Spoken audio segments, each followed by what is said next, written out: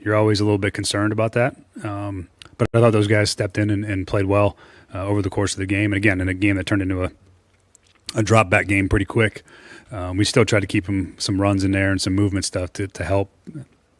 But I thought those guys did a solid job. Are you talking to Amy weekly, and what have those conversations been like to this point? Have you talked to her yet this week? Yeah, we talk weekly. I'll keep all those conversations private as I always do. But yeah, I'm in communication with her all the time. You heard yet this week? Again, I'll keep all those conversations private. You heard the reaction, from the fans going into halftime and at times throughout the game. They even booed Amy. Mm-hmm. What's your message to them? Like, what would you say would give them hope that this thing could get turned around? Yeah, I think that they have every right to be frustrated. Trust me, there's nobody that's any more frustrated than I am where we're at, and I understand it. And we haven't won enough games, and that's the reaction you get when you don't win those games. But I very much believe in our ability as a coaching staff. I believe in our players. I think that we have a quarterback that has shown that he's going to be the kind of quarterback that you need in this league, and he continues to grow and get better every week. And we just got to find a way to play good enough football to go win a game, and a lot of those things go away. And you just got to win one. We can't win 6, and we can win 1 this week. And our focus is going to be to go try to win 1 game. And you win 1, then you try to go win 1 more. And that to me is the way you have to look at it. That there is no other way for us. We operate in these week-to-week basis.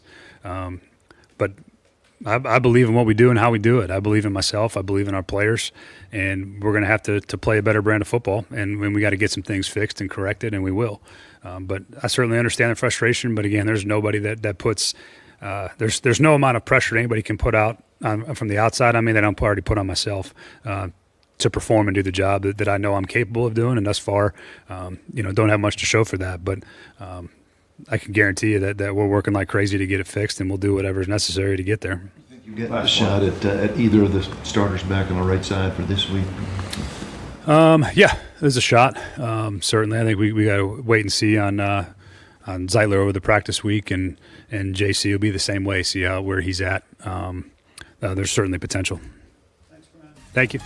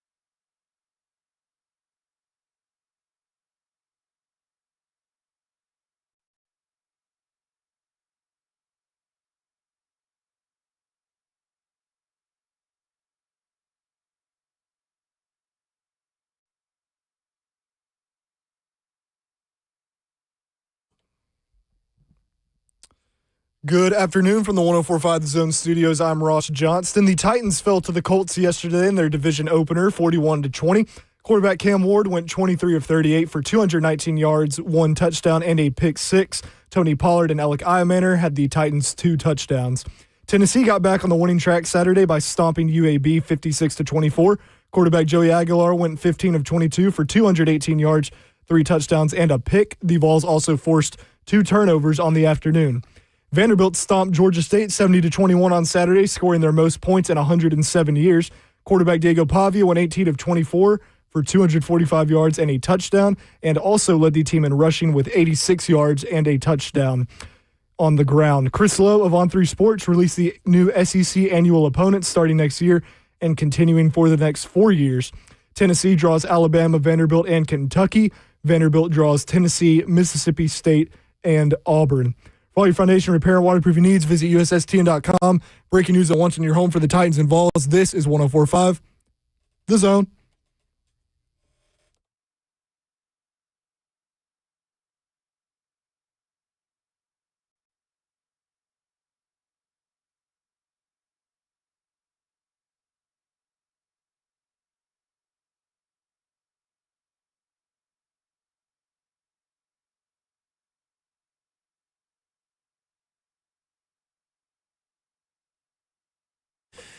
Cover 2 with Blaine Bishop and Zach Lyons right here on 104.5 The Zone, powered by All Four Seasons Garage Doors. 615-737-1045 is the number.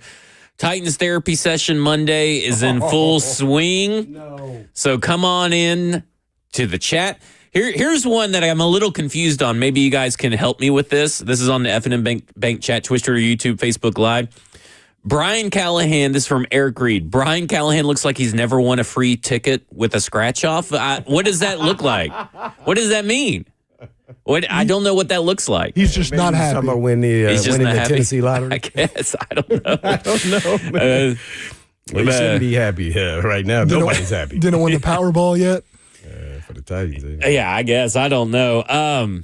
My gosh, Blaine. I don't know. I don't really know where I want to start. I guess you got to start with Brian Callahan, start from the top. Or do you want to start with some positives? Because I do have some positives. All right, let's start with the positive because we know that's only a small smidgen of amount. That'll only take up like 3 minutes. Elikiah Manor, I think, is a positive. I think he's trending in the right direction. I'll say this. I thought Dan Moore played better yesterday. Maybe that's because he got the benefit of the Colts just stacking up on the right side of the offensive line and nobody really challenged Dan Moore, but he looked better. Peter Skoronski is right now statistically the best guard in the league. What? Yep. Do not say by PFF. Well, I'm not saying by grade, but by pressures allowed. Okay. Gotcha. He is the best. And now I'm not going to use grade, but I will say pressures allowed and pass blocking efficiency. He is the best. That's where it ends for me, for at least based off yesterday's game. I will have to say that's about where it stops for me. Well, Chig's good in the passing game. Okay, he's not good blocking. How did you view that throw that Cam threw and it went off his fingertips? I think that's on Cam Ward. Am I crazy for that? I do too. I got into a huge argument in my group chat. For him to even get his fingertips on there was remarkable because he threw it with too much velocity. Now, if Vindication. but if he would have put it where he had a shot and he didn't have to dive like that, I think, and if it just was it was just like the last time, the first game, I think, where he tried to zip it in. I think it was Calvin Ridley on that one. This was a little different. This guy was wide open. He didn't have a safety over top of him. So you could have just dropped it in there, man. Now, he was feeling pressure. Yeah. That's why all of a sudden he was like, oh, crap. Blah! Yeah. And he put too much speed on there. Golly, that was a big play in this game because you just don't know where that would have took the Titans early on in that game. But no, I did not blame Chick. I know a lot of people are trying to say he dropped that ball, but that was nothing like a drop. That would have been a great catch. Man, you say if you have to be an extra human to get the catch, I don't think, because at first off, he's probably not expecting it at that speed because he's wide open. Right. And it still hit his fingertips. The people that say it hit his hands, I don't think it hit his hands. I think you're talking about the tip of the fingers here. Yeah, he barely got fingertips. Thank you. Yeah, okay, I thought I was going crazy. They just, I get it because fans, they just see, some fans think if it touched your hands, you got to catch it. Right? Yeah. Like that's just kind of sometimes, and sometimes that is the case. Like Calvin Ridley. That's just almost all day yesterday. So with Chig, it was that was a tough one, and he followed that up with some other better plays, and I think he was he the leading receiver in the game? I'm just throwing off I don't look at stats. Yes, I think he was the leading receiver in the game yesterday, if I'm not mistaken. So he's kind of starting to come into a little bit of flow there. So I would say I would agree with you on the Chig. I would say I don't know what numbers Pollard had, but I don't look at numbers to tell me if somebody just did their job. Like he was just solid. He's been consistent I know he only had 45 yards, but I think they didn't really give him opportunities the way the game was going. That way. I'm trying to stay positive here. What did you think of Davis? I saw they rotating around. Baker may have played more than him. Yeah, I think Baker ended up Davis playing started, more. by the way, Davis like you did said. start, yeah. I haven't really watched a lot of the defense yet as far as going back and rewatching Right. it. But in game, I really didn't notice. All I noticed was that this defense had no answer for the same play that they seemingly were running the whole entire time. Like the Colts just seemed like they were just doing bootleg. Kept running the same play. And they were like, you ain't stopping us. Yeah. I don't know. Like, it's hard for me to give anybody a pass on the defense right No. now because that's something that we talked about in Titans Talk Back too. Is like Kevin Dice is like, well, if we're going to talk about Callahan, we got to talk about Denard Wilson. There ain't no reason like they The didn't defense wasn't good at all. Yeah. Now, what I can say though, not giving them a pass, but the Colts offense has been really good this first 3 games. Yeah, they did force a a punt. Right, they forced a punt. So I have to say that as much as I felt like they could do whatever they wanted. Yeah. From boot to running to passing. There was No nothing that pass really good. rushing is not going to help At the anybody. end of the day, that's exactly what happened when you play really good teams. And I would say right now, if you had to rank teams right now, you have to say the Colts are one of the top 3 to 5 teams in the league right now. The way they're playing. I'm sorry, they are. they are. And They it are. doesn't matter that they played Miami and Tennessee. You can I don't only care. play against the people that you line up against. And the Broncos. They and the really, Broncos. yeah, they won against the Broncos. They took to task. I mean, they just made the coaching difference between Lou Anarumo and Shane Steichen and Brian Callahan, Denard Wilson.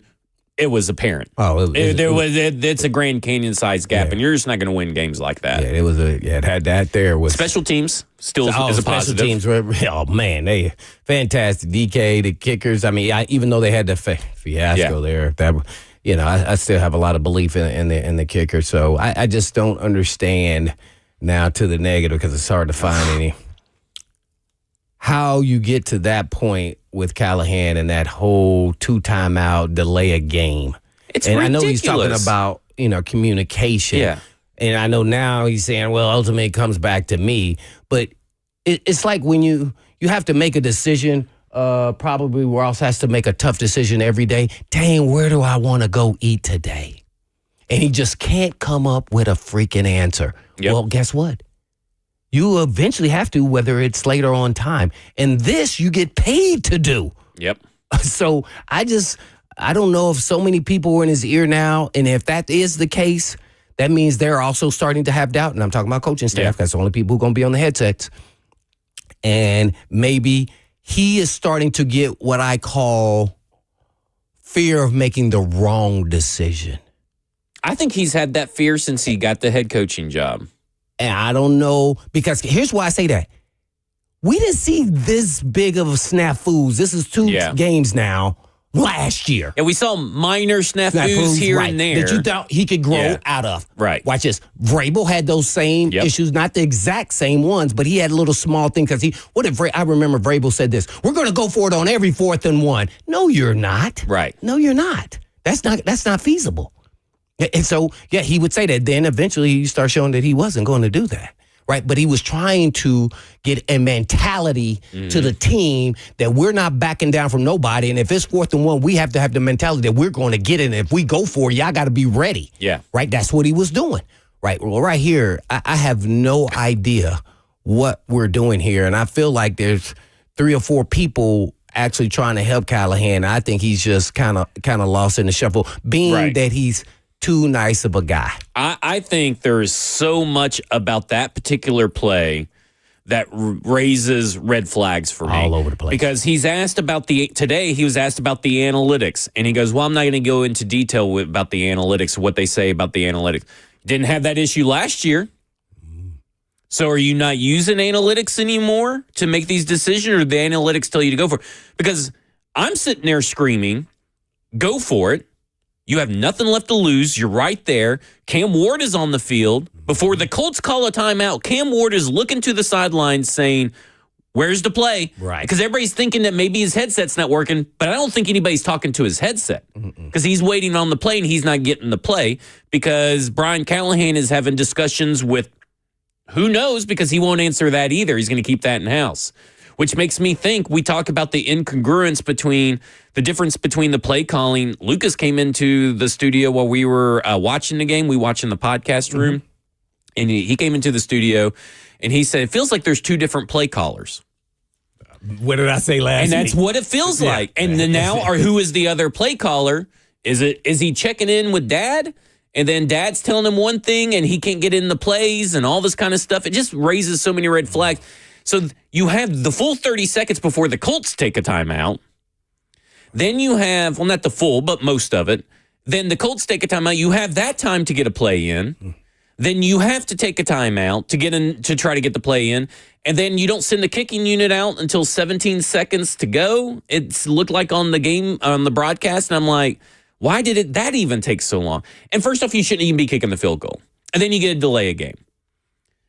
That is just unacceptable to me. Like that right game there management right there killed me. And then as a player, I'm sure some of the veteran players, maybe not the young players, but the veteran guys who's been in the league probably 5 or more years going, what are we doing? Right. What's that message that sends? What's happening here? What's that tell you as Cam Ward, like, hey, I'm ready to rock and roll, and you guys aren't putting the ball in my hands on 4th and inches? And then they miss the field goal and give 3 points to the Colts. Yeah, right back. It's pathetic. Then everybody's saying, some guys left before Callahan left out. Yeah. Guess what? I wouldn't want to be answering what Callahan did, especially if I knew I disagreed with it. Yeah. Don't blame you, to be honest. I get it. I get for the media. Yeah. But hey, why do I need to be held accountable for his decisions? Yeah, you need to be talking to the head coach. Yeah. And I think his answers are just nonsense at this point. And I used to listen. There is plenty of radio tape of me being very. I would be on Brian Callahan's side more often than not last year.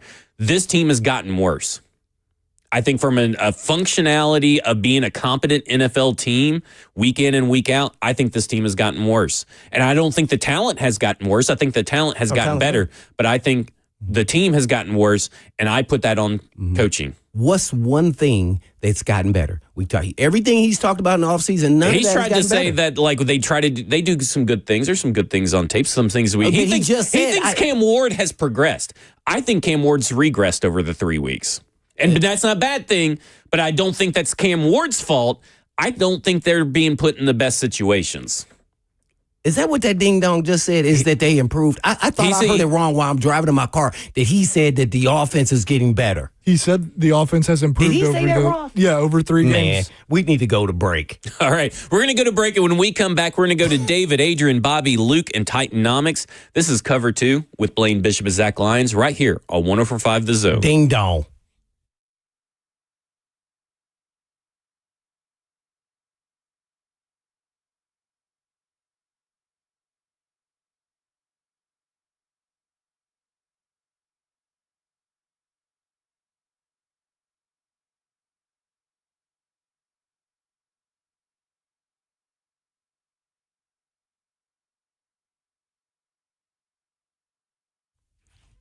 Parents, when your team athlete gets injured, every practice miss matters. So don't let an injury sideline you for this season or even your dreams. Introducing Edge Athletic Recovery Program, a 2-month, twice daily sublingual peptide protocol designed to help your athlete heal faster, recover stronger, and get back on the field safely. Our science-backed peptides BPC 157 and TB 500 support muscle, tendon, and ligament repair with no needles, no downtime, and no hassle. Safe for teens, by the way, non-GMO, gluten-free, and easy to take at home.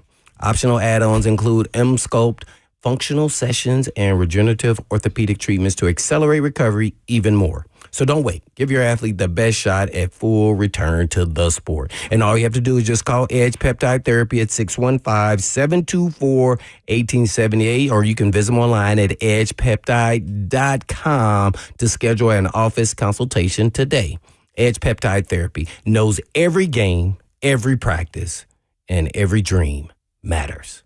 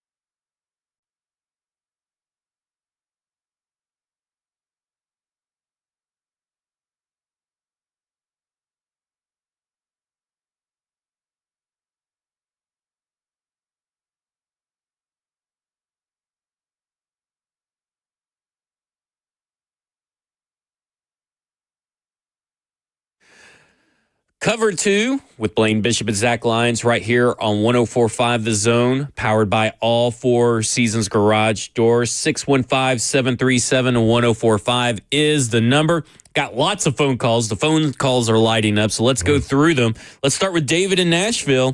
David, you're on with Blaine and Zach. All right, how you doing, man? Thanks for taking my call. What's going on, Dave? I just had a little discussion, but it seemed like our team's getting no better. I think the point blank, we just have a mediocre team. The only thing to look forward to is number 5. This guy, he's doing pretty good for the team, and it seemed like everybody else plays work except ours, and we're not getting no better at it. I mean, you try to hang in there with him, but I mean, it just seems like it's going downhill, man. Need some new plays or something, man. Thanks for taking my call. Hey, no problem. I'll be honest. I had Ross in my ear for that whole call telling me all these audio clips he had, so I have no clue what David just said. So He just said it in a nice way. We were not very good. Okay. That's good. I didn't know if you had a question, so I just want to No, make sure he if you had did, a he question. did. I'm all for venting, so I'm all for a therapy session. I just want to make sure you didn't have a question I needed to answer. Good job. All right, let's go to Adrian. Adrian in Columbia, you're on with Blaine and Zach. Yo, Adrian. Yo, what's up, man? How y'all doing? Doing good. How are you?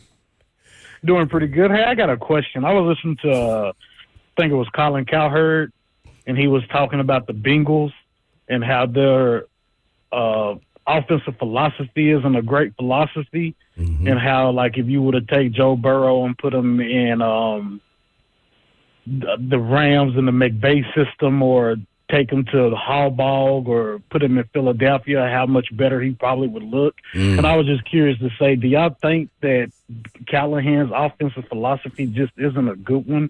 And maybe part of it is he's too much of a night guy, but the bigger part is just his offensive philosophy isn't just what we thought it was, and they just happen to have 2 great receivers and a good quarterback that made them look better than what it was.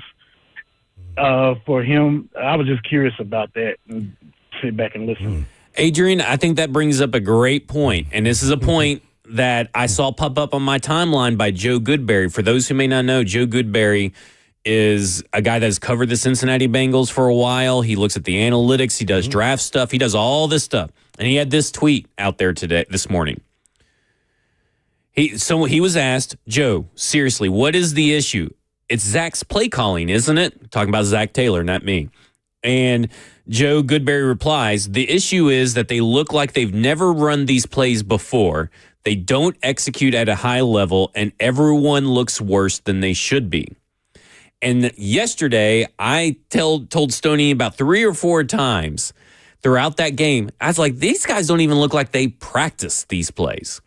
They don't even look like they know these plays, and that's offense and defense. I thought both units played pretty poor. It just was a weird feeling I got when watching. They looked very confused about assignments and stuff. What made you see confusion? It just, I don't know if confusion's the right word, but there was hesitation. It doesn't seem like anybody knew the plays. Like, it was a weird feeling I got when watching it.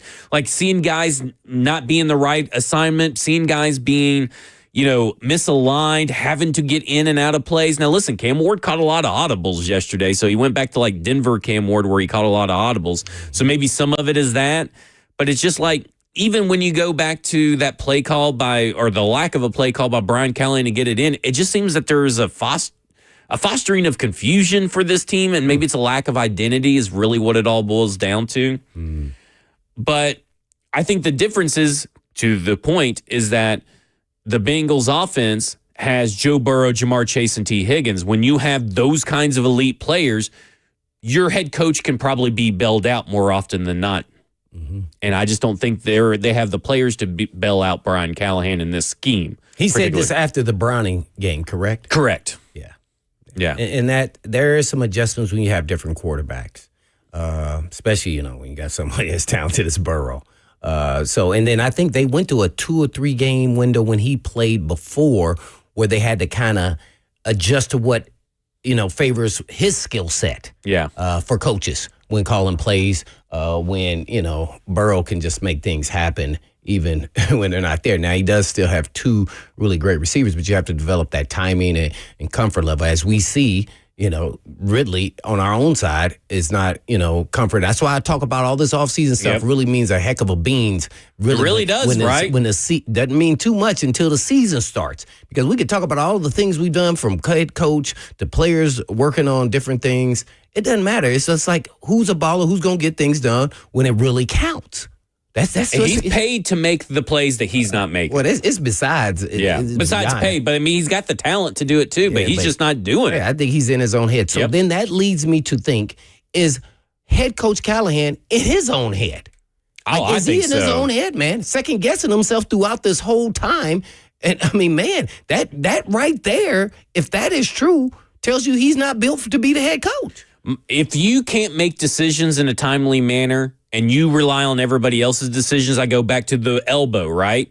He says, I don't even know where he really lands on actually knowing the rule or not, but his actions tell us that he did not know the rule. He leaned on a guy that is in his first year of taking that job as game management specialist. And that guy didn't know the rule, which means that you didn't know the rule, or you didn't have the confidence to overturn that guy. Mm-hmm. And I go back to yesterday. He did not have the confidence to pick a play. He may not even had a play to run on that offense. I don't know. Because right now, my confidence in I think Brian Callahan is the 32nd ranked head coach, 32nd ranked play caller, and I don't think it's particularly close in the NFL. And today he was asked if he's going to entertain taking play calling duty away from him. He says, well, everything's under evaluation when you're 0-3. We're evaluating everything. And then he was asked again about it. And he goes, well, I don't really have anything to add to that, what I just said. I'm at a loss for words, because I can't believe this is the guy that they hired. No, well, this can happen anywhere. Now I don't fault none of the hiring practices, because I see what my wife has to go through when she's up hiring, and people's resumes looks fantastic, right? And you go, man, then you hire them, and then all of a sudden you go, that's true. Dang it, this guy was no good. Now, Callahan had a heck of a resume. Right. Remember, my only gripe was I haven't heard him or seen him call plays, and everybody act like that was just easy and be the head coach. Yeah. When you have never called plays and you've never been a head coach. So those are the only things that I was concerned with. I didn't know too much about him. I don't get caught up in who he coached or didn't coach and how much influence he, because some of that is exaggerated from all coaches about how much influence they had with certain players and how much influence actually the actual player had on you. So you don't know that. So all they can do is go by the resume. Yeah. So his resume looked fine. When you look at it, I didn't even know who he was, to be honest. So I kept saying, I don't know if he's going to be good or bad. I have no idea. I'm concerned more about now he's going to be a first-time play caller and a head coach. Yeah. That's not an easy task.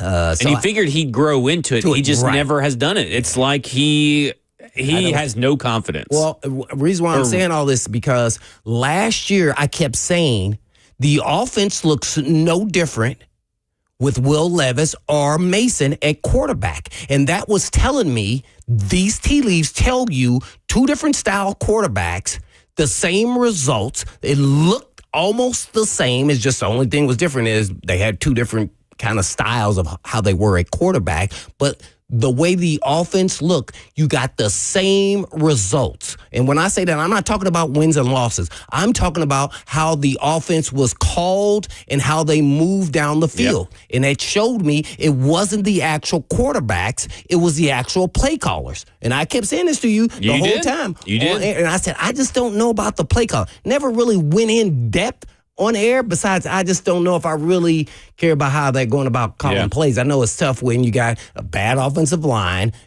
quarterback who's subject to make some snafus, right? And so now we're sitting here looking like, well, maybe it wasn't really as much as Will Levis, but maybe 20% instead of the 80%.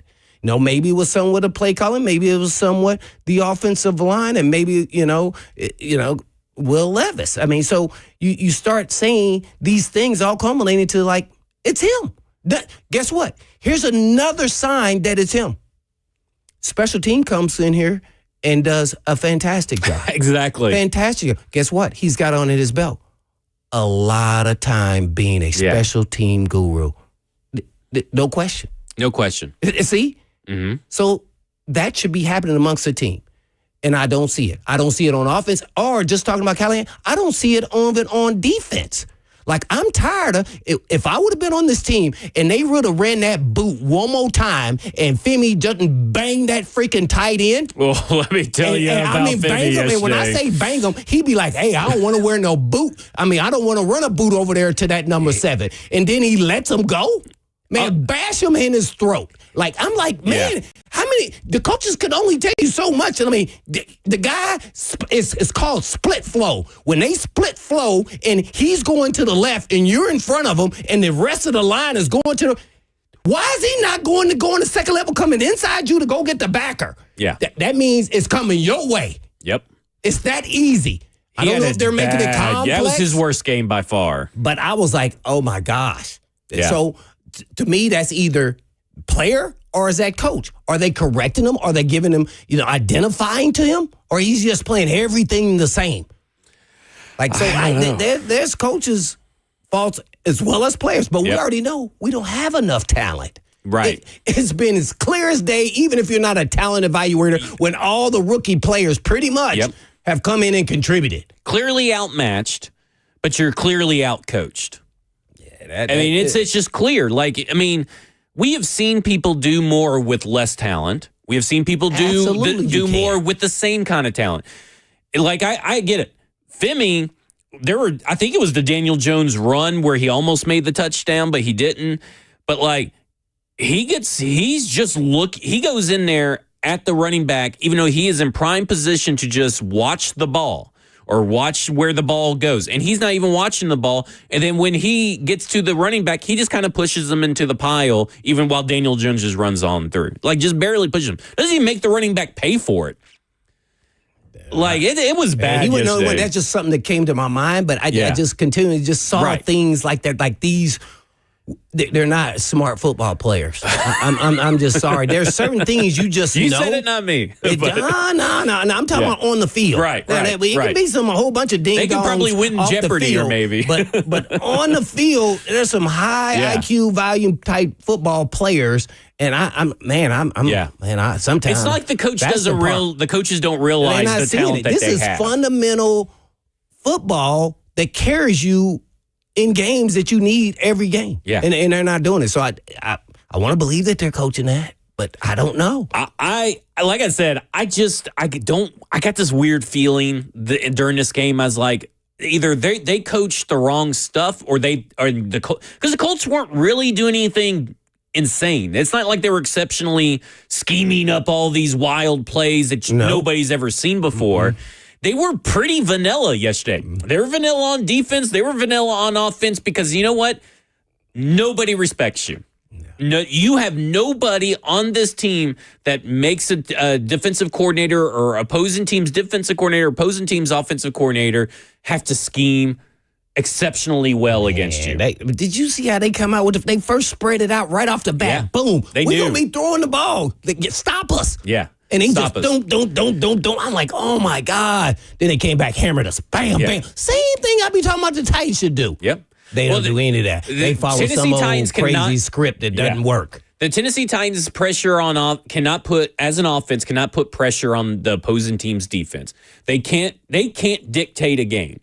And I think that it actually starts with the sequencing of play calling, that in-game feel. Because when this is how down bad. And I'm sorry to everybody that's on the phone lines, but we're going to get to you. But this is how down bad I was yesterday. When it was announced that they had won the toss and they chose to receive the kick. Mm-hmm. What'd you say? Stoney could back this up. I say he's going to throw pick 6. Well, guess what I said? We shouldn't have made that decision. Yep. That's what No. Yeah, I agree. We shouldn't have deferred. We want the ball in the second half. Yeah. That's what I'm talking about right there off the bat. I'm like, why? Okay, explain to me why you wanted to score. You wanted to just drive down, or do we want the ball in the second half? They lost the middle 8. You know, talking about the last 4 minutes of the first half and the first 4 minutes of the second half. They lost that. See, and so I literally looked at Stoney and I said on the first play, so technically it was the third play I think, but I said he's throwing a pick 6 on this drive. I said because that's how the Titans seasons always go. That's how games go now. Well, and I'm gonna tell you what. And, really, and that was a bad pick six, by the way. No, it was bad. That was a gimme loft ball. Yeah. Here's what happened though. More on the play before, they ran the out on the other side where he was at, and he comes up and he got it over his head, but it was in the boundary. So he's like, "Oh man, I should have got that." Yep. I should have got that. I didn't believe what I saw, and I didn't go out there as fast as I needed to. So the next play, he baited him. He took one step in and then came back out and sat there and waited because he knew Pollard was leaking, and he said, "I'm gonna sit here and wait." And Yep. yeah, he didn't. Cam never saw him, and he didn't even have to have a hard break. All he did was just start running, and he just slapped it up there. Bloop. He saw it. Yeah, the whole entire way. And on the other side of the field are guys open. And yes, they were. And I think obviously Elikai Manor was short of the sticks, but Tyler Lockett was above the sticks. They had done a good job of putting the safety in conflict. Yep, and he had time. Which was a good play call. It was a good play call. Yeah. I mean, I will say that he's a blind squirrel finds nuts. Yeah. Cam disappointed him on that one. He also had Ridley coming underneath. I think it was a slant, and then Yeah. he set it down. But He had could've like hit two him or on the run. three options there, but he went to the worst one, and it ended up in an interception. And let's be honest, if that was Will Levis in game 3 throwing an interception, we'd be flaming him. Well, Now, I he get did that that he's a last year. rookie. I get that he's a rookie, but let's call it like it is. Yeah. That was all on Cam Ward. No doubt. And you Yeah, could just he feel owned it. it, though. He owned it, but you could just feel it when they won the coin toss and accepted the ball in the first half to open the kickoff. You could just feel it. This game was done. Well, Because that's bad coaching decision. Okay, let's go to Luke real quick. Luke Skywalker. Hey, what's up, guys? Yeah, so I'm going to take it a little direction. I think, unfortunately, we've seen enough to know now that Callahan's not the guy. But I've got a statement and then I guess a question. The statement is, obviously we've got three GMs in the past few years. Mm-hmm. It's very hard when you got like 3 first-rounders in a row that aren't even on the team. Then, our first and second-round picks from last year are injured. Haven't seen Kevin Winston Jr. this year. Y'all already mentioned Oladejo. Cam looks good, and some of the later picks like Manor and DK. But that goes into my question is I do trust Borgonzi and crew with building from the ground up. I know Oladejo is going to take a little while, but my question is, I don't even know if it's possible. I haven't looked into it, and I haven't tuned in earlier today, but can we start at this point trying to trade some guys? Yes, even Big Jeff, Snead, and Ridley, if anybody even wants them. I mean, we need more picks. Is that a possibility now that we've seen that we're just not even going to be competitive for the rest of the year? We got to set up Cam for success. So just want to see what y'all think. I'll hang up and listen. Thanks, guys. Thanks. I mean, when is trade deadline? October something, right? You Uh, know that, Ross? No. I'll look it up real quick. But yes, they should be start taking some phone calls. Oh. I mean, the trade deadline this year. Oh, they pushed it back. I forgot they pushed it back. November 4th at 3 p.m. Central Standard Time. Okay. So November 4th. So they got time. Mm-hmm. But I don't think. I mean, remember when we picked the games on Friday, and we said that hey, they may be 3-4, 4-3. I think you said 2-5. If that's Ross, they may be 0-7. I mean, I guess I just got to be honest. This team just stinks right now under Brian Callahan. I don't know if it gets better. Well, I think I would start slowly making filler calls. Yes. Because after this road trip, which is a 3-game, right? 3-game road I think trip. Then everything will be solidified on what direction this team is going. Yep. Now, I would also be telling Callahan, we need to target Calvin Ridley a whole bunch more. He'd be like, well, why don't they keep dropping the ball? Because I'm trying to increase his value. Yeah. Yeah. So all the players that are probably have value to other teams, naturally, Big Jeff is on there. He's an elite player. So any player that has that and they want to have a conversation, we're going to have a conversation. Not to say that I would act on them. Certain players I probably wouldn't do. But yeah, I would definitely wouldn't go all in on a fire sale. That's for sure. But after these next 3 weeks, it will determine how quickly I want to start revving it up a little bit on trade value and start trading players. All right, when we come back, we're going to go to Titanomics and Bobby, Zach, TJ, and Steve. This is Cover 2 with Blaine Bishop and Zach Lyons right here on 104.5 The Zone.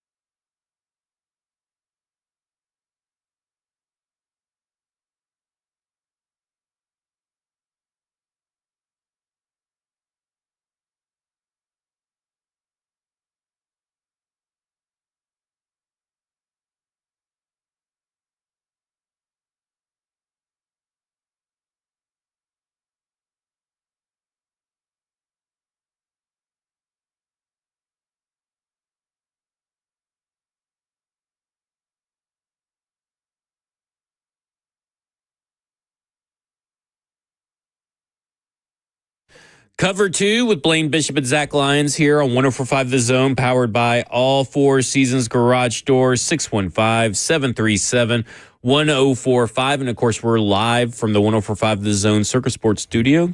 You got Kentucky Downs for Circus Sports, the only sports book in Kentucky up there. That's pretty good. It's pretty cool. I need to go up there. I saw commercials for it yesterday during the game, and I need to go up there at some point. Let's go to Titanomics. Titanomics, you're on with Blaine and Zach. What's up, gentlemen? What's up? Economics. Appreciate Hey, man, I got to stop drinking on Sundays now because I buy enough for the game, but then I got to go buy more after the game. That's what they done to you, huh? Yeah, but shout out to all the people who go to the Titans games.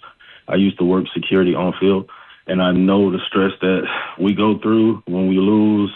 That walk across the bridge is hell. Sweaty balls is not the way to go. But anyway, I don't know if I was supposed to say that. I'm sorry. You did. But anyway, man, I got some positives to look up to. I look forward to buying a jersey of DK, Ayumana, him, and Ward. I already got a Ward jersey, but, man, there's some positives on his team. I said in the chat, shout out to the chat, that the Titans have a high ceiling, but Callahan has a low ceiling.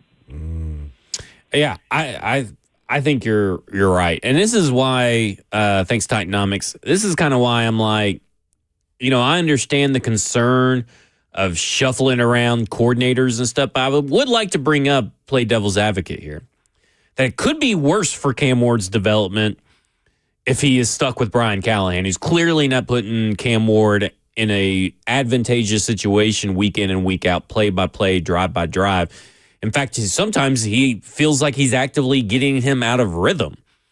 And I also will say the fact is that Cam Ward has gone through many, many years of new systems and new coordinators. And so he's kind of used to it. So I don't think it's going to be as damaging as maybe other players that may have struggled with the changing of scheme and changing of all that. Because he's dedicated, right? He comes in at 5 a.m. He's going to come at 5 a.m. no matter what the scheme is, right? Be learning it, tape study, this and that. You got to find a guy that's going to get this guy comfortable. And it doesn't look like Cam Ward is playing his brand of football. He's playing someone else's brand of football. And that's not putting someone in the right situation in my mind. Well, I don't know if he's playing it's not his brand, but, football. But I would say this, all the people who make those kind of decisions is you can't be fearful of what it may potentially do to Cam Ward, because you should think about what it's actually doing to him. See, so I look at it more that way. And I think that's the same thing you're saying, is that, he's taking all these hits, he's developing bad habits. And by the way, I didn't mention his drifting to the left is going to become an issue. Yep. He has done it numerous times in every game and is getting more and more because he doesn't trust the pressure. He may feel a little bit, but it's not there yet. And he starts drifting to the left every time. Go back and watch. And you got to stop all that. So these are the bad habits that kind of, I could say, head coach Callahan is helping him develop, because obviously nobody's correcting him. And Will Levis did somewhat the same thing when I talk about drifting to the left. So, and all the sacks. So I just think good players, elite players, exceptional players, we can go down the list. If you're going to be that dude, it doesn't matter who's the coach. You still going to be that dude. Right. So, so all these, we're going to change. I'm not fearful of that at all. We see right now as a rookie through 3 games that this guy's a dude. Mm-hmm. So he's got leadership. He's got all the qualities and attributes. I'm talking about even off the field. Right. Those intangibles. Yes, no doubt. So I'm not fearful of that at all. I'm fearful if this guy can damage him. That's what I'm fearful of. And I came in and asked you, the first thing I asked you is, Cam Ward seemed to get the ball out later, more and more as I watch him. Because I'm up there giving 1,000, 2, 1,000, 3. Because to me, on a 3,000, he got to get rid of it. Sometimes he was getting slowest a 5. quarterback in the He was league getting right a 5, now. and I'm like, okay, see, he's still trying to find more. Now, granted, sometimes you got to get rid of the ball, even though if you don't have pressure, because you know your line's not going to hold up all Right. the time. Exactly. So he is creating bad habits that I am more fearful now that you made the decision to go get your quarterback without solidifying. You could say you did with your line more, play it better, but he's still not the answer. Now Latham's injured. You didn't cover yourself with a veteran player that can go out there and start for you for numerous games. So I would say don't do a disservice to Cam and not get him with the right coaching staff or coach to Right. help him develop. You got to find that guy. And right now, through 20 it doesn't games, have to be an offensive coach. Right. Don't misconstrue It doesn't what have I'm to saying. be. As far as the head coach, I mean, It that's doesn't what have you to would be that. like, but it doesn't have to be.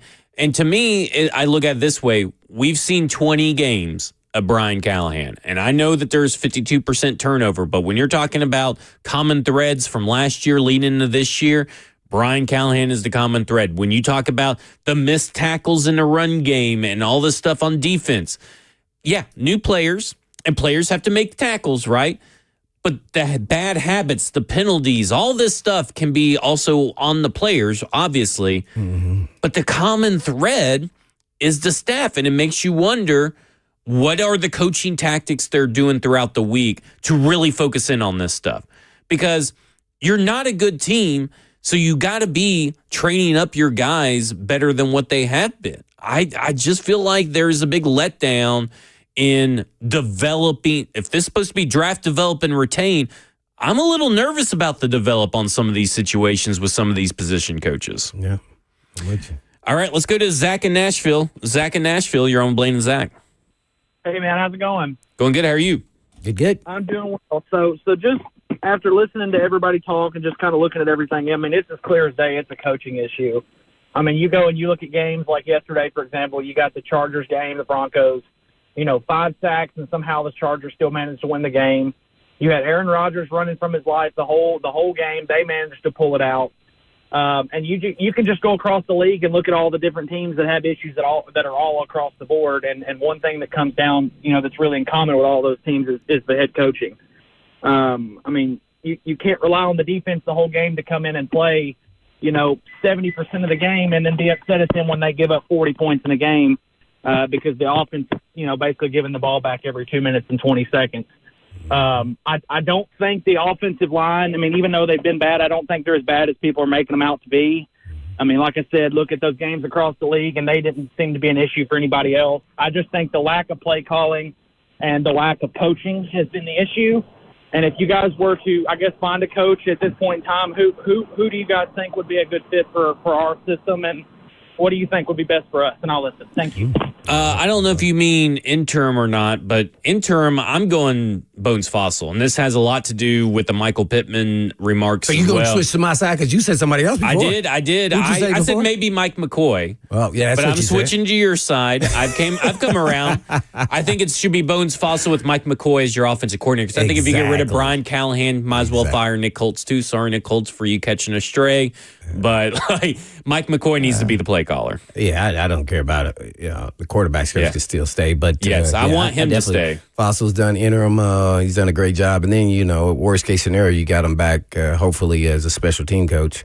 Because I'm sure you something have the else. honest conversation saying, hey, you may not be our head coach next year, but we need you to be our head coach this year. And never know. You may end up liking him. You don't know. Yeah. So he Could gets be to- a Mike Malarkey situation. Maybe they should call Mike Malarkey. I don't know about that. But I do think, there's some other head coaching candidates, but I think it's so far away from that. I have no idea. Like I just want to worry about the now, but there are some names that are connected. But I do want to get into the Michael Pittman stuff that he said after the game in the locker room after the victory. Coming up next, we'll dive into that. We'll also go to Kevin, Alex, Bobby, Greg. This is Cover 2 with Blaine Bishop and Zach Lyons right here on 104.5 The Zone.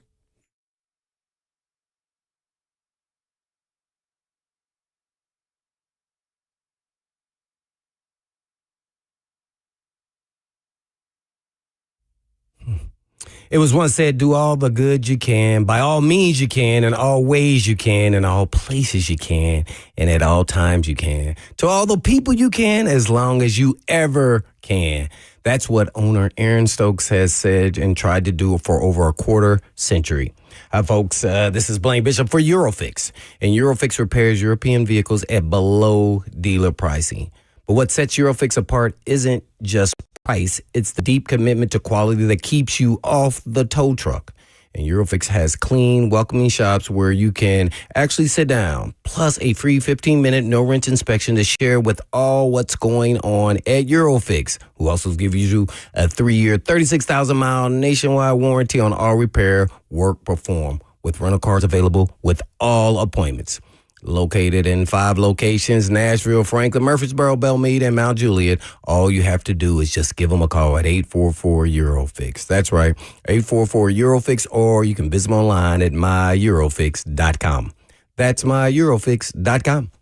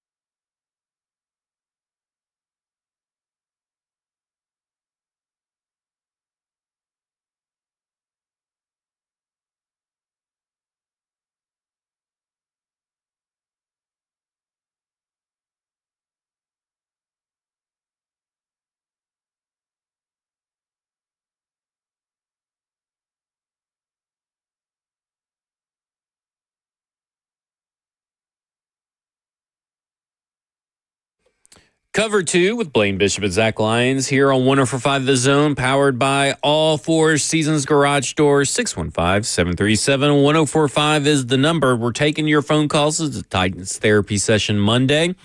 And let's continue going the phones. Let's go to Bobby, who's been waiting very patiently. And Bobby, you're on with Blaine and Zach.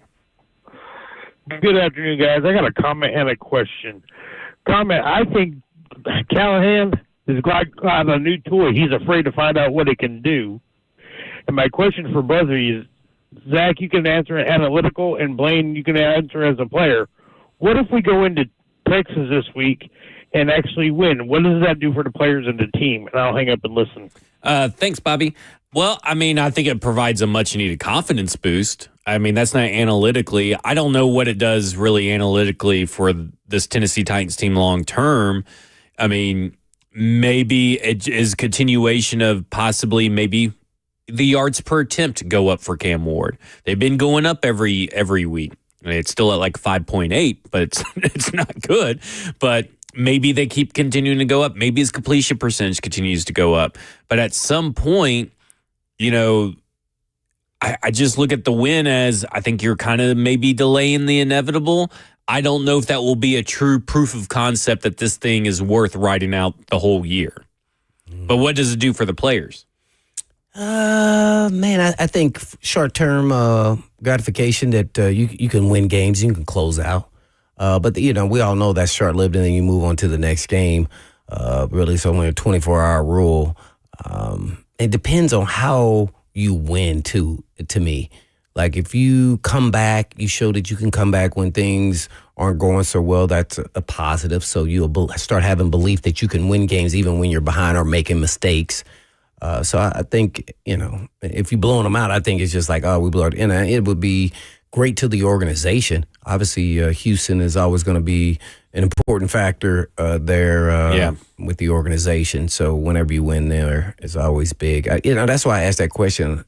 Is Houston bigger than Indianapolis as far as a win? Well, now it is. You know, like I wouldn't have said so last week because I thought, you know, I kind of said this in jest. Is this, you know, on Football North Efforts, like this kind of feels like a must win, but it's like week 3. Can week 3s be must wins? Yeah, that's what I say. You know, like, but it definitely now Texans feels like a must win, and then it's week 4. So what's 1 week's difference? I know. I think it's the Texans, and it's in the division. Naturally, the Colts was too. So and still Amy's hometown. I'm sure, and it's in Houston, the team that you left. And I think that it all definitely. I think that all definitely adds up, and I think at some point, like the mindset of a player right now, if a player were to describe their mindset as desperate, how would you view that? Like, should they be desperate in a sense to win a game, and that's their mindset as a locker room? I just think, you know, athletes don't ever think like how fans or media think. Because they wouldn't be successful, so they can't think desperate. You know what they take? Here's what they're going to take from where you're at right now. I've been on some sorry team. We won 2 games. Guess what? I'm going to be like, when I turn on that freaking tape, I'm going to be pissed off for greatness. Yeah. That's how I thought as a player. I'm just being honest. That's exactly what I thought. When I turn on that tape, if I don't like what I see, I don't see me running to the ball. Then I'll stop. Now, I don't know if they had that same kind of pride, but that's what should be. And you should be pissed off for greatness. Regardless you win or lose, you're going to say, all I can control is me. So when I go out there, I'm going to do my job and then some. And that, to me, that's kind of what you're thinking. I don't think you think, oh, I'm desperate. I don't think players think individual, I'm desperate. Like, I don't think that ever come across their mind as desperation. Well, the reason I ask, and we're trying to find the audio clip, but Chigakonkwo was at the podium, I guess, while we've been on air. He did. Yeah, it was.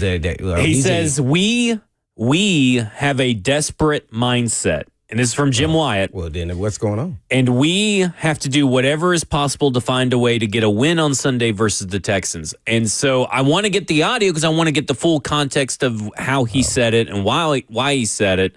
So we're trying to effort the audio right now. But that to me goes back to, are they, is the right word pushing? But are like they they pressing? That's the word I'm looking for. Now are they in a pressing mindset, which is going to lead them to maybe mistakes? So if someone asks him, are y'all desperate to win the next game? And you're going to say, absolutely, we're desperate to win the game. But as far as when you're pre-planning throughout the week saying that we are desperate, like I don't think players sit around and say we're desperate. That's what I said. Now, and guess what? I bet you someone asked him and used the word desperation. Yes, they're desperate. We're 0-3. Yeah, we got to win. But as far as their preparation, how you go about that week, there's nothing going to be desperate when you go out there and watch them. They're not going to be running around fast. They're going to do the same thing they did last week. So where's the desperation? You think all of a sudden desperation is just going to click on game day?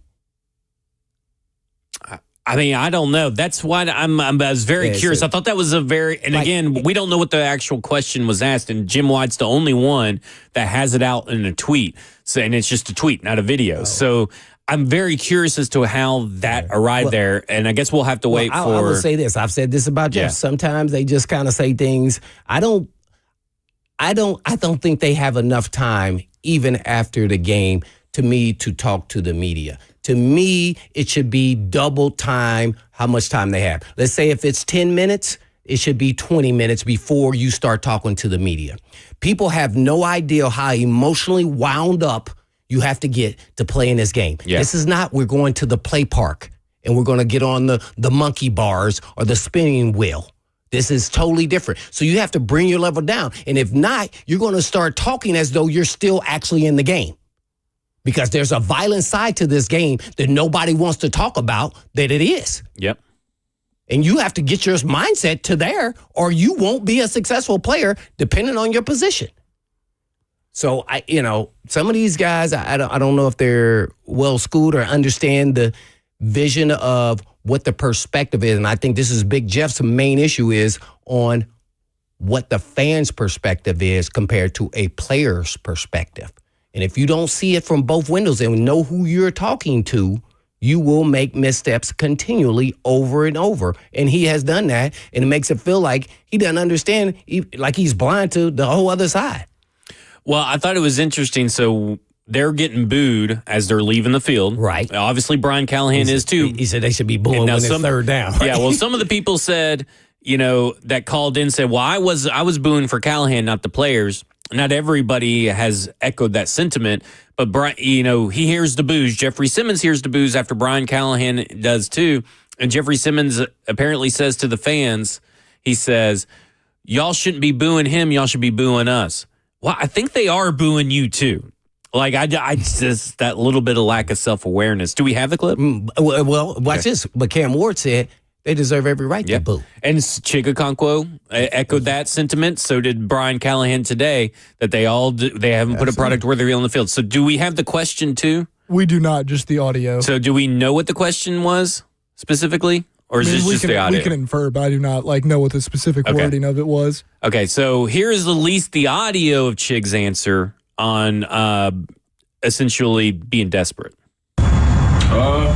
Just a desperate mindset, just desperate to get a win, just finding any means necessary. Really, that's been the mindset. It's just by any means necessary, go ahead and go in there and get this win. They're 0-3 just like us. They're probably feeling the same way we're feeling.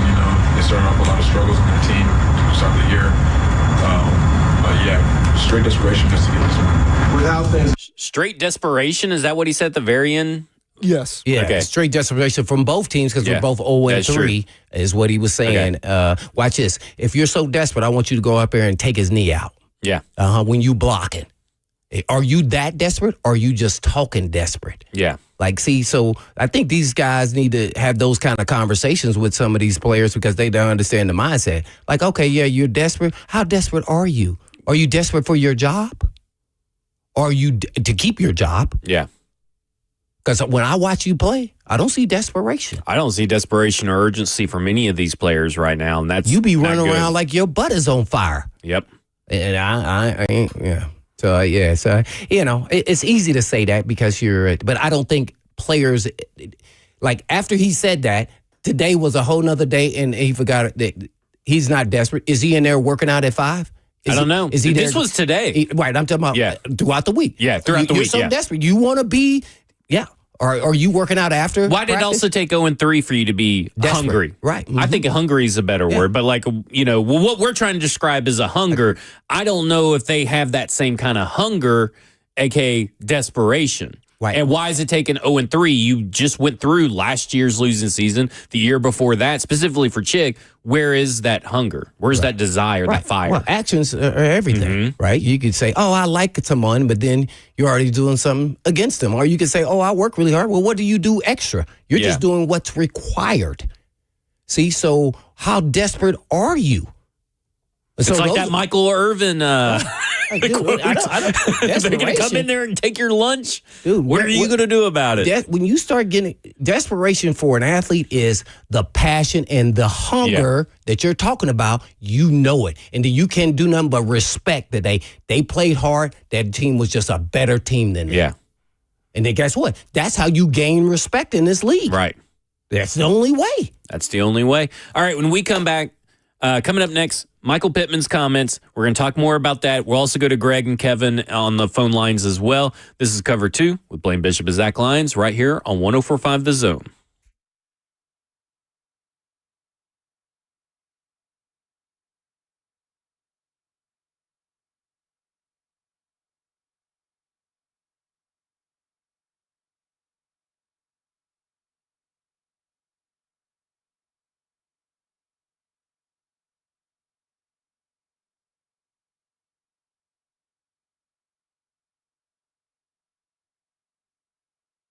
Parents, when your team athlete gets injured, every practice miss matters. So don't let an injury sideline you for this season or even your dreams. Introducing Edge Athletic Recovery Program, a 2-month, twice daily sublingual peptide protocol designed to help your athlete heal faster, recover stronger, and get back on the field safely.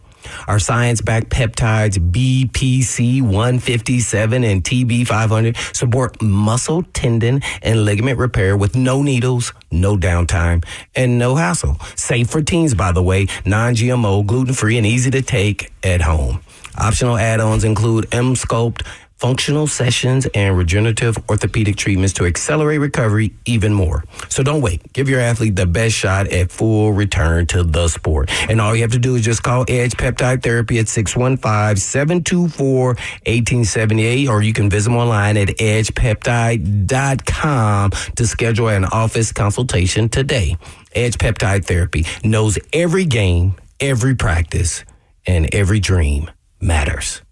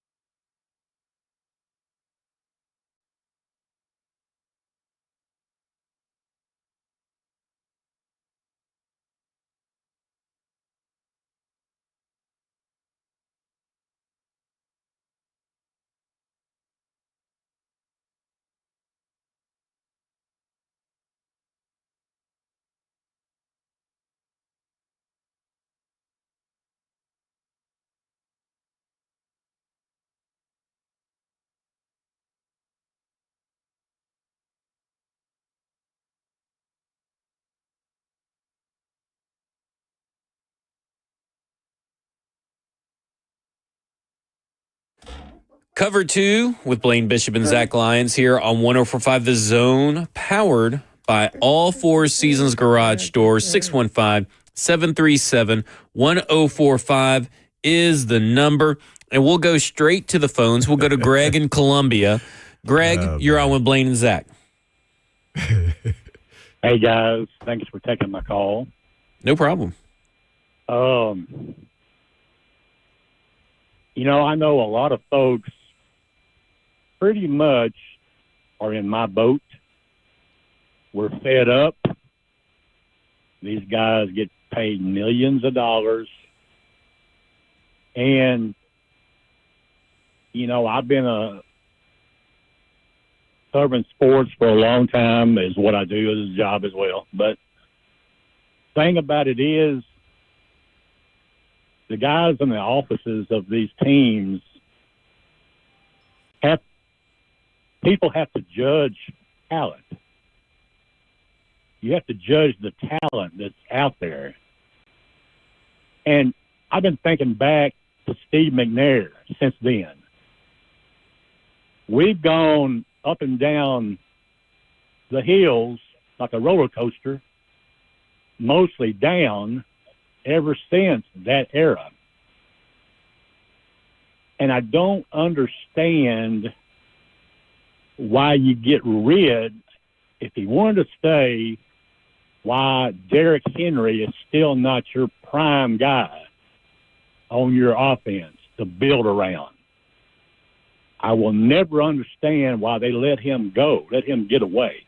You got to spend money for these guys to make your team cross over the rise. And now they're getting $1 billion stadium with less amount of capacity.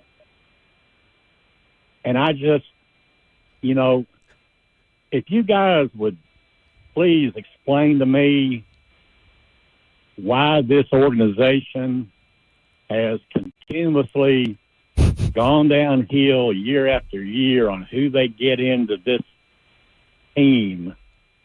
And, you got to have good offenses to win games. And they need, in my opinion, they need to concentrate on that offensive side of the ball and go after guys.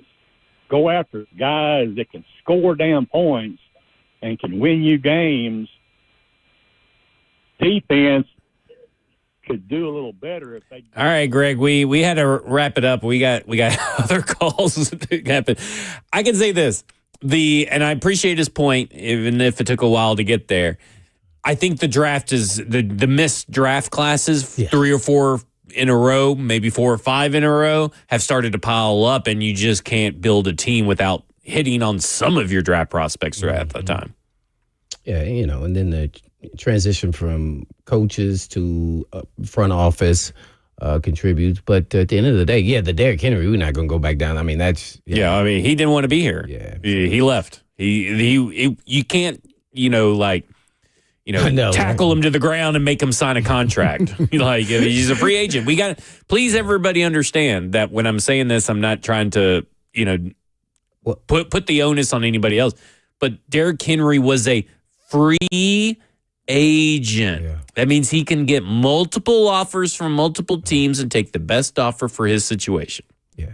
Well, here's where I disagree with how they came up with that decision.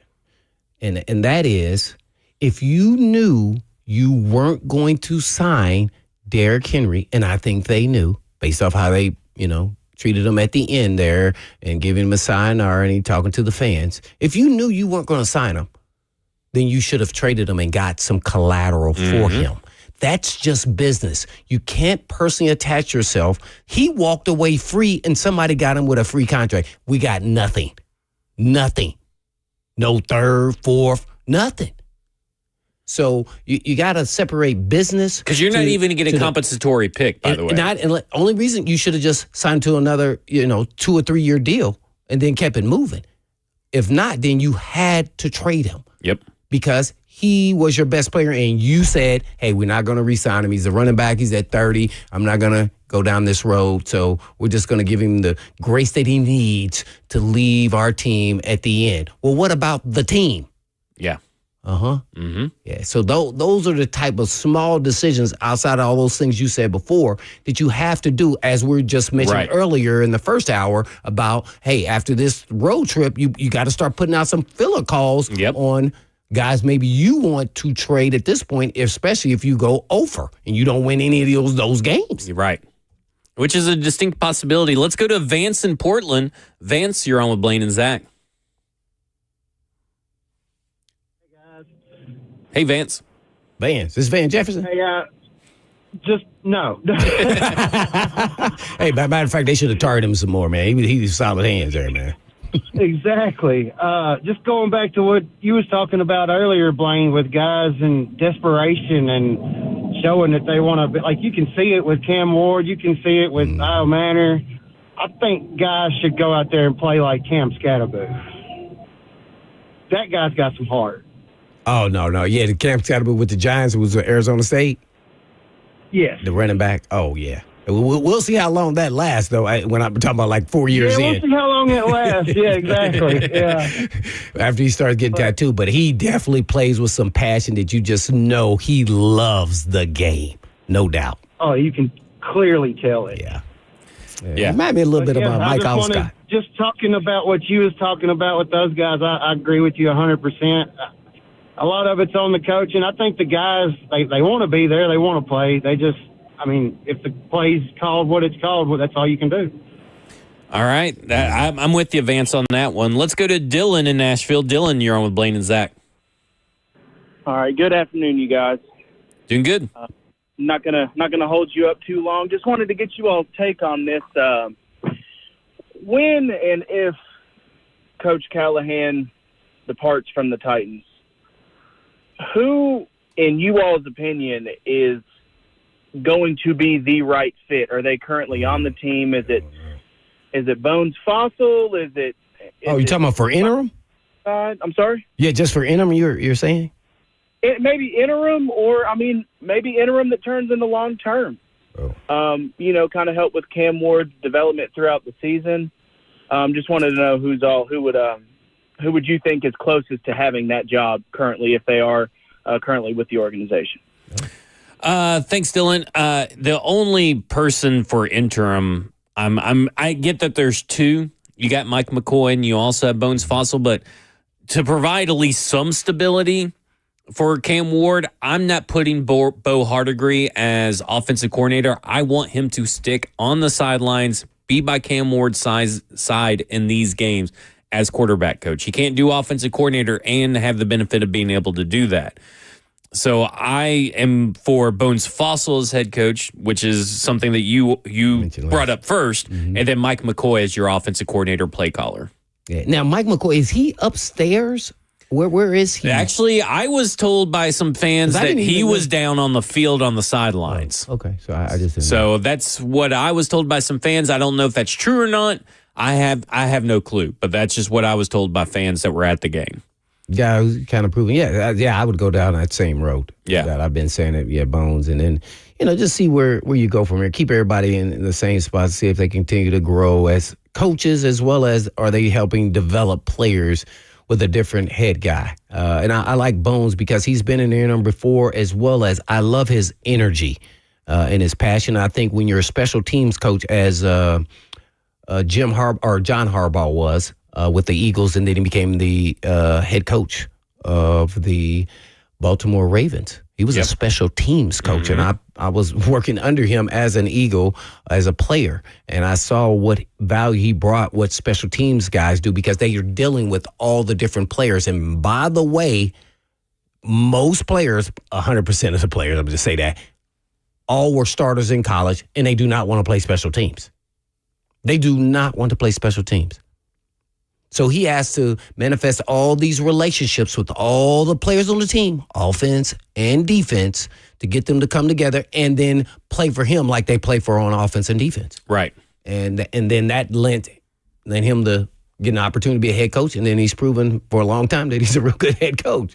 See, and that's another part of Andy Reid's tree, though. He does a great job of tutoring all these different coaches. They're all scattered all throughout the league. So it's whole true. So yeah, I think so. And then if he does become, then you say, okay, if that's what the organization likes. But sitting here, they may not even think like how we're thinking. I have no idea. We're thinking logically. Maybe they're thinking like the late great Mr. Irsay. What did he do? Bring Jeff Saturday out? Yeah. If my phone rings and it's a Tennessee Titans, I'm just gonna not answer. You're just not gonna go? Yeah, that's a losing proposition. They go the next guy down on the list. What? No. Here's what I will. If they did Jeff Saturday, would they be calling Ben Jones or Kevin Mawai? Because it's Sinners, right? Yeah, I would say maybe they call Mike Munchak and say, "You want to come back?" They call Ben Jones. Ben Jones, future head coach of the Tennessee Titans. Interim, yeah. Yeah, interim. See what you can do, man. See what you can do. I love it. Let's go to John in Nashville. John, you're on with Blaine and Zach. Hey, thank you for taking my call, and I always enjoy you guys' show. But, Blaine, I want to ask you this question. I've been wanting to ask for about 6 months. Uh-oh. How important is it for your head coach to be a leader of men? That's my question. Thanks, John. That's a really good question, because some may not be as well adversed in the game playing, coaching offense or defense, but they are a leader of men. See? And so that carries a lot of weight. And the number one quality that I want out of my head coach is leadership. Mm-hmm. I want to see them in these points. And when I'm asking them questions, when I'm interviewing, it's all going to come back around to leadership. Because ultimately, you are the voice and the face of the organization outside of the quarterback. So, this leadership, he's got to be on point with that. And then that's half the battle, right? And I would go with somebody experienced. Yeah. I'm not going for an up-and-comer because I don't know what I'm actually really going to get. Right. That makes me nervous. I tried that already. Bill Callahan, he's supposed to be an up-and-comer, great resume. And the last two head coaching hires that you made were guys with no head coaching experience. Right. And I think that has happened because of who the GMs were. Mm-hmm. I think the GMs didn't want big ego, guys who were already coaches before in the National Football League. They wanted to give some opportunity to some guys so they can kind of grow together instead of, coaches who already had their mindset on what they like to do. So I get that. But at the same time, you could, take a veteran or a guy's been young in his career that has a lot of experience, let's say, and you don't have to worry about game management. Right. Like what just happened yesterday, because it should never happen. I don't care if it's your first year, second year. Man, that shouldn't happen. It's insane. Let's go to Kevin in Murfreesboro. Kevin, you're on with Blaine and Zach. Hey, guys. I've listened to you for a long time. Really respect your opinions, and you run a really great show, so thank you for that. Appreciate it, Kevin. Thank you. Just wanted to comment about the Titans. I'm a longtime patient Titans fan, but I really feel like the Titans have 3 opponents on Sundays. We've got the opponent that we're playing on Sunday, the Colts, and then we've got the NFL. It seems like any 50-50 call. We never kind of get the, they understand that our team's not very good. Yeah. Seems like we never get these 50-50 calls. And then thirdly, now we got to outplay our coach. I mean, I'm really tired of seeing how we close the half and some of the dumb things we do. I mean, Sunday really took the cake. 2 timeouts in a row, and then we still don't know what we're going to do. And I felt like we left some points out on the field to close the half in one of the other games earlier in the year too. So I'm not on the Fox Callahan train, although after every Sunday evening I am. Monday I try and calm down and get away from the ledge, but I got to tell you, man, I want to get back to the days that we're simply playing our opponent, because it's a tough watch. So thank you for letting me comment. Oh, no problem, Kevin. Yeah. I mean, I agree. I mean, where are the days of old where you knew that, hey, even if you lost a game, you were leaving a mark on the other opponent? And the way that I've seen these 3 teams so far this season, the Denver Broncos, the LA Rams, and the Indianapolis Colts approach their game in terms of game planning, just doesn't seem like they fear anything. And you're not making them pay for that disrespect.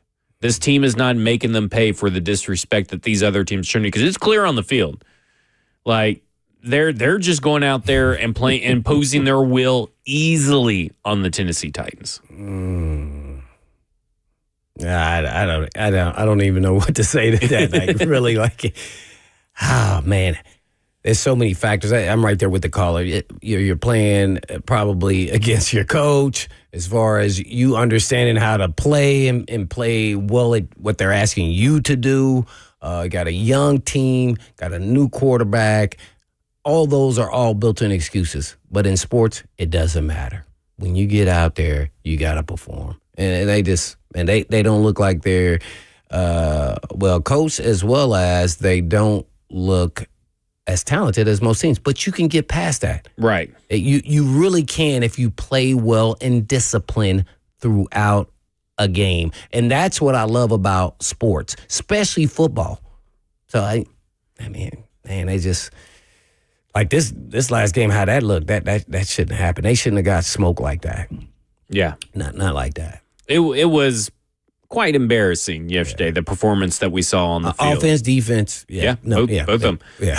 I mean, you can't defend either Special one of those teams, units. Special teams looks good. We got that fixed. All right, when we coming up next, we're going to talk about the Michael Pittman comments. I swear, I know I've said that like 3 times in a row, but we're actually going to do it this time. I've closed off the phone lines just for a little bit so we can actually get to it. But also, Monty Hooker has commented about that, and I want to get your thoughts from Michael Pittman and Amani Hooker on this idea of rah-rah, pregame, flat, all that kind of stuff. Let's talk about it. Cover 2 with Blaine Bishop and Zach Lyons right here on 104.5 The Zone.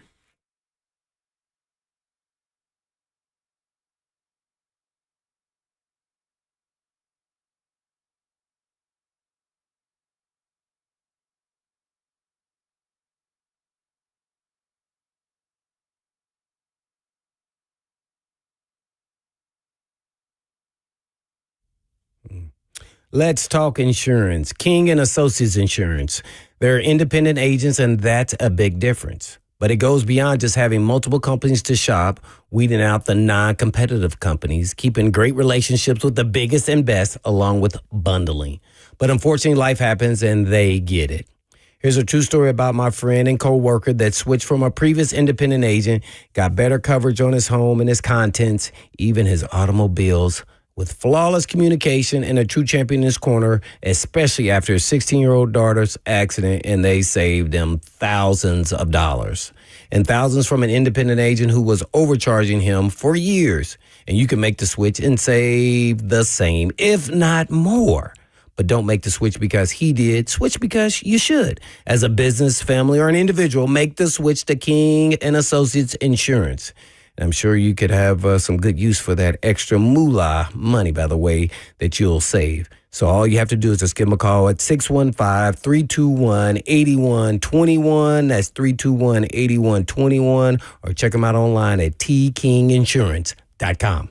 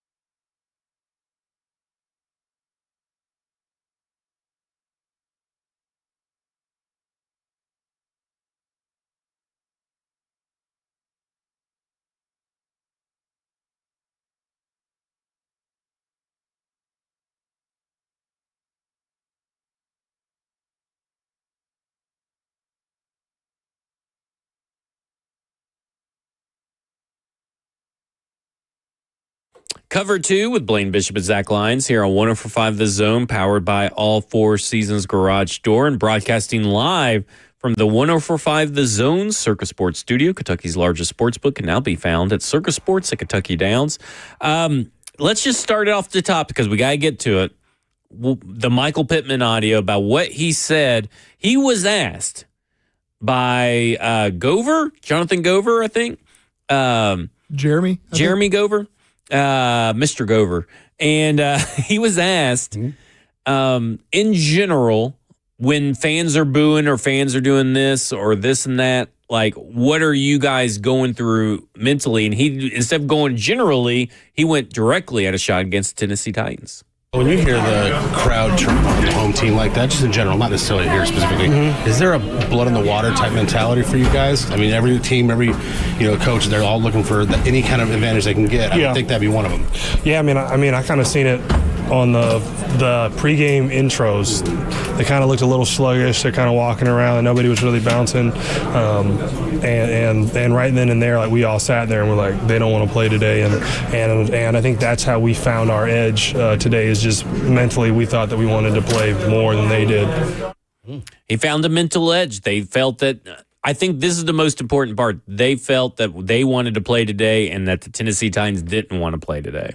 And now, you said you wouldn't give any bulletin board material. Probably shouldn't say that against the media. Let me say that. I said that off here. Yeah. Well, I would have never said that. And I don't think he said it in any mean way. Right. It's just that how I would operate is I'm never going to give you bulletin board material, especially for a team that you play twice a year. Right. Because that's going to be there. It's going to be there. So I just don't. I'm not going to do that. I might have said it in the game to my teammates.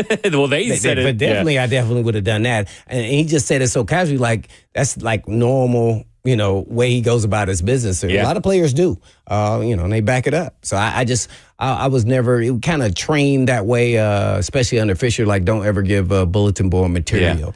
But what do you think of the comments, though, about what that says about the Tennessee Titans? I think that's very subjective. Like, it depends on the team and how they're built and wound. Yeah. Like, you could run out of there and show no emotion and act like you're running out to practice, and that's just his observation of what he saw. And guess what? It's also easy to say after you put a butt whipping on somebody, right? Like, okay, if you would have said this before the game, then, which he wouldn't have because nobody's interviewing him, but, I mean, then I was like, oh, okay, well, you read it right. Well, when you put it on them, it's easy to say, they look, like they weren't pumped up and ready to go. Well, every individual player does different things to get them excited about the game and pumped up. Some listen to, just no different than if you listen to jazz or you listen to rock or you listen to hip hop. Yeah. Everybody does something different. So, him saying it afterward, I'm going to make sure he get a little bit of my Rydell up his throat next time. And that's what I think they don't have, that mentality. Yeah. Oh, okay, that did happen. Yeah, well, maybe you were right. Well, guess what? It won't happen again. And that's what somebody needs to be saying that amongst the players. Yeah. Not the coaches telling you to do that. You must have pride about your team. It has to be somebody from the leadership group that won't happen again. One thing that we were never going to say, whether we won 2 games or 8 games or 13 games, is that no one ever was going to leave this field and say, hey, man, they weren't playing hard. They weren't ready to play. It doesn't feel like this particular iteration of the Tennessee Titans team is I'm talking about doing good, that. Bad, that good, bad, or I've been on all of them, and that was never going to happen. That's what I was on the team. Well, here's what Amani Hooker had to say in response to these comments when he was asked about it at the Titans press conference today. I mean, from my point of perspective, I thought we were ready to go. I mean, I don't know what Pittman saw pregame that made him think that, but regardless, we got to come out ready to play. You shouldn't need to hype up guys that play professional ball that they've been struggling to play. So I mean, whatever the case may be, we got to come out ready to go and be ready to play every Sunday. Do you think that's overrated? Like how much guys bounce around before a game and how much they're yelling? I see college games, there's kids bouncing around. NFL games, there's guys super hyped, and then they end up losing games or getting blown out too. So I mean, it's really just a matter of whatever your team is. I mean, if you're a hype team, be a hype team. If you're not a hype team, just be you. As long as we come out and be detailed. What is this team? We're mixed. We got a mix of different guys. We got guys like Jeff, Cam, Snead, they're high energy. You got guys like Draymond Jones, me, we're more laid back, as far as hooting and hollering. But at the end of the day, we're a team, we're a collective, and we're going to go out there and just compete. So do you side with all that? It seems right? I have no problem with what he said. Was it true? Yeah. And if it was, then y'all need to address that, right, as leaders of the team. We may perceive it to be true by the product that was on the field. What happened? Right. But again, you going back to your earlier comment about Pittman is like it's much easier to say that after you put a butt whooping on someone. Funny. Would you have said the same thing if you would have lost the game? Pittman, if he was asked about that or something. I don't think he probably so. wouldn't even been asked a question. Right. But at the same time, this comment never would have caught fire the way that it has if it hadn't been for kind of almost allegedly a self-fulfilling prophecy. Right. Yeah. Allegedly. Right. Exactly. Yeah. So, but I liked how, Hooker answered that. And, and every team is different. Every individual is different. So that doesn't mean anything. People jump around and get their butts whooped. So it doesn't even matter. So that's why I said it was his perspective. Yeah. Looking back, after they give him a whooping, they looked like they weren't really fired up anyway. Yeah. Really? Okay. Well, I've seen some guys just come out and just run out and then put the butt whooping on you. Yeah. So, it's here. I really don't have a big issue. I just make sure I get them in the game next time. Yeah.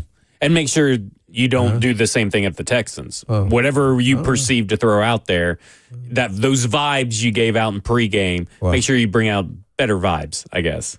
Yeah.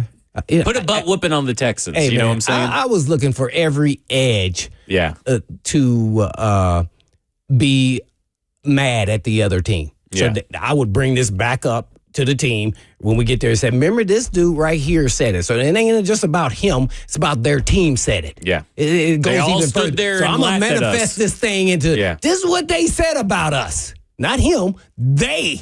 Yeah.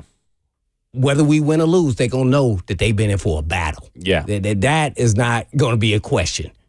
And it ain't going to end up like, if we get the butt whooping, they're going to look like that they were in for a battle. Yeah.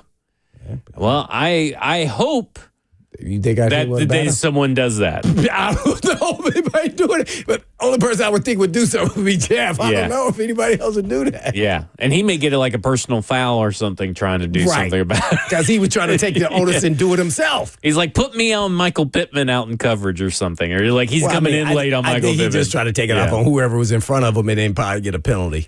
Yeah. I will say this. But I know he always going to play hard. How much did we hear Jeffrey Simmons in this game, by the way? I haven't. Listen, Jeffrey Simmons apparently had 3 hurries. I saw that. But, I mean, again, ever since the first game, and listen, no Tavondre Sweat out there, right? So maybe it's a little bit tougher, but this is the kind of the inconsistency stuff that has perked our minds when it comes to Mr. Double-Digit sack season. Is like, okay, he's gone sackless now 2 games. So I'm just saying. You're just going to hold it to it. He said it. Watch this. How many times has he had double-digit sacks? 0. And we said it, but everybody in the chat's like, oh, no, Jeff's going to do it. He's going to do it this year. Hey, man, Jeff's a talented player. He's still got time. He had never gotten 10 sacks. Yeah, he's still got time to change your minds. Hope he gets there. Yeah, I do too. We will see. Just real quick, how much does a team take on the identity of its head coach? Ooh, I would say pretty much most of the time. If not of your position coach or your DC or OC. Yeah. Oh, absolutely. Okay, well, that explains a lot. Sir? Yep. I would think. I don't know. Do you think we had a DC who was just, he was a crap talker. I mean, and so, man, when you go into the meetings, he was going to rip you. So you just didn't want to hear into that. Do you think if we had Easton on this week, he would still give Bill Callahan a C grade? Who? Bill Callahan a C grade. You talking about Easton? Easton. Oh, no. He'd have to bring it down to a D or F, right? Yeah. Got to after you allowed 18 pressures, whereas the Colts through 2 weeks combined only allowed 11. They only had 3 sacks. And you gave up 4. Whew. It was bad. There's a lot bad in this game that we didn't get to. 3HL's up next. This is Cover 2 with Blaine Bishop and Zach Lyons right here on 104.5 The Zone, powered by All Four Seasons Garage Stores. And in the meantime... And in between time. Peace.